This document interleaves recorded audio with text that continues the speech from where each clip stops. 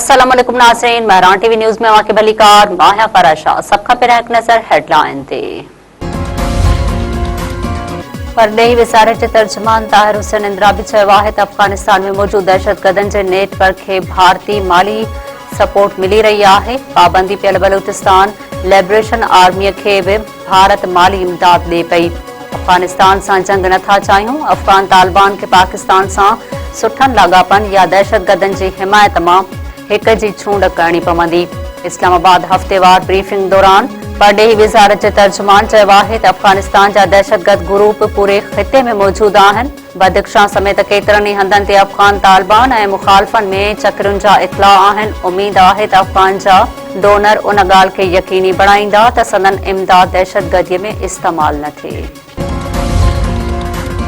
Peoples party पारां आज़ाद कश्मीर जे चूंडुनि में हिकु भेरो ॿीहर धांधलीअ जा इल्ज़ाम। पीपल्स पार्टी जे जनरल सेक्रेटरी नयर बुखारी चयो आहे त मीरपुर डिवीज़न जूं 4 सीटूं ज़बरदस्ती पीपल्स पार्टीअ खां खसियूं वयूं। नून लीग जबर सां आज़ाद कश्मीर जे इलेक्शन खटी। धांधलीअ सां पीपल्स पार्टीअ खां सीटूं खटे इलेक्शन में ॾाढ जी रिवायत वधी वई आहे। इस्लामाबाद में पीपल्स पार्टीअ जे अॻुवाण सां गॾु प्रेस कॉन्फ्रेंस कंदे नयर बुखारी चयो आहे त इलेक्शन में धांधली जो बुनियाद राणा सनाउल्ला जे बयान सां रखियो वियो। मरहलेवार चूंडूं कराइण बि धांधलीअ जो हिसो आहिनि। पाकिस्तान में हुन खां अॻु कॾहिं बि मरहलेवार इलेक्शन नाहे थी। वॾे वज़ीर सैयद मुराद अली शाह चयो आहे त मोहसिन नक़वी जे बयान खे अहमियत न ॾियणु घुर्जे। नवनि सूबनि जो तरीक़ेकार आइन में मौजूदु आहे। सिस्टम खे नाकाम चवंदड़ हिकु भेरो थर ज़रूर घुमी ॾिसनि। कराचीअ में मीडिया सां ॻाल्हाईंदे वॾे वज़ीर मुराद अली शाह चयो आहे त एहतजाज जो सभ खे जमहूरी हक़ आहे। एहतजाज जो हिकु तरीक़ेकार हुजणु घुर्जे। रोड बंदि थींदा त कानून ज़रूर हरकत में ईंदो। वज़ीर आज़म शहबाज शरीफ़ 2 ॾींहनि जे दौरे ते अॼु सऊदी अरब रवानो थींदो। ज़रियनि जो चवणु आहे त वज़ीर आज़म सऊदी वली अहद शहज़ादा मोहम्मद बिन सलमान सां मुलाक़ात कंदो। पाक सऊदी लाॻापनि समेत ख़िते जी सूरतहाल ते ॻाल्हि ॿोल कई वेंदी। वज़ीर आज़म जी मसरूफ़ियतुनि सबबि वफ़ाक़ी काबीना जो इजलास मुलतवी कयो वियो। कराची जी अदालत वापारी मीर रज़ा जे वारसनि पारां क़बर लाइ दाख़िल करायल दरख़्वास्त मंज़ूर करे वरिती। अदालत तरफ़ां क़बर लाइ सेक्रेटरी सिहत खे टीम जोड़ण जी हिदायत। अदालत चयो आहे त जेतिरो जल्दी थी सघे मीर रज़ा जी क़बर कई वञे। IG सिंध जावेद आलम ओढो चयो आहे त पुलिस ऐं वकील इंसाफ़ जे निज़ाम जा अहम हिस्सा आहिनि। तंहिं करे ॿिन्ही धुरनि खे गॾिजी कमु करणो पवंदो जीअं अवाम खे बहितर ख़िदमतूं फ़राहम करे सघजनि। नंढियुनि ॻाल्हियुनि खे अना जो मसइलो बणाइण बदिरां एतिराम ऐं सहकार सां अॻिते वधणु घुर्जे। IG सिंध जे कराची बार पहुची वकील अॻवाननि सां अहम मुलाक़ात कई। पुलिस ऐं वकीलनि जा तकरार ॻाल्हियुनि ज़रिए हल करण ते इत्तफ़ाक़।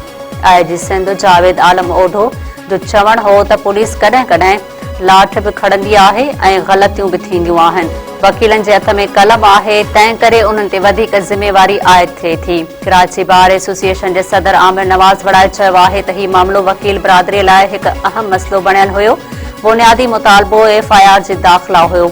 IG सिंध जे ज़ाती आमद ऐं यकीन ॾियारण खां पोइ FIR दाख़िल कराइण वारो मुतालबो वापसि वठी रहिया आहियूं।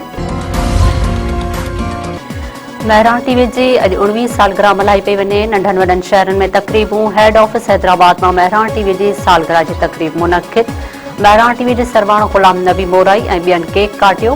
तक़रीब में कानूनदान मामा यूसुफ लखारी, सिंधी ॿोली जे बाख्तियार इदारे जे चेयरमैन शेर महराणी, सोबिया शेख ऐं ॿियनि जी शिरकत।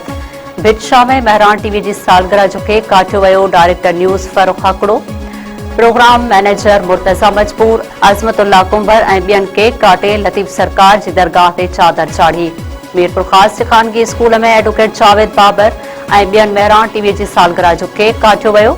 घोटकीअ में शहरी इतिहाद तरफ़ां सालगिरह जो केक काटियो वियो। कंदकोट में महरान टीवी तरफ़ां सालगिरह मल्हाई वई। गुल मोहम्मद जखराणी समेत ॿियनि केक काटियो। काज़ी अहमद भरिसां ॾोहारियुनि सां मुबैना मुक़ाबले में पुलिस एहलकार शहीद। हिकु फोरो मारिजी वियो। शुगर मिल भरिसां मुक़ाबले दौरान पुलिस एहलकार मोहम्मद हसन खोसो शहीद थी वियो। मारिजी वियल मुबैना फोरो जी सुञाणप गुलाब शाह जे नाले सां थी। शहीद एहलकार जो मड़ काज़ी अहमद अस्पताल मुंतक़िल।